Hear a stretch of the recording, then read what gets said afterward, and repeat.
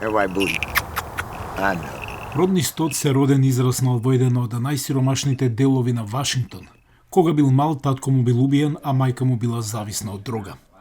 Стоц минал време во затвор заради дилерство со дрога. Со такво минато тој сакал да го промени животот.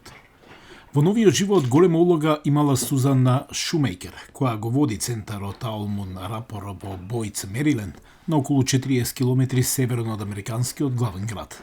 Тој е посебен. Доаѓа од многу лоша средина, убаво зборува, неверојатно е артикулиран и има порака што резонира кај секого, зашто може убаво да ја изрази и е сочувствителен. Тоа го покажува спрема птиците и спрема луѓето. Денеска тој е еден од 20-тината црни мајстори соколари во САД. Има дозвола да работи со јастреби, соколи, бувови и тој токму тоа го прави последните 13 години.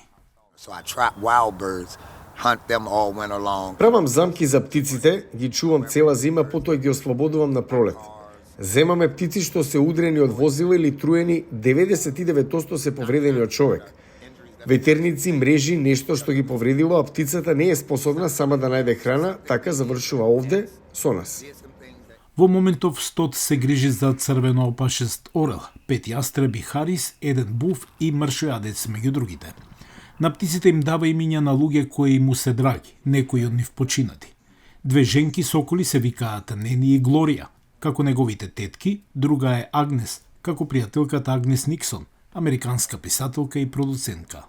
No animal pretends that they love you. Ниедно животно не се преправа дека ве сака, а потоа да ве нападне од грб, што му се укаже прилика.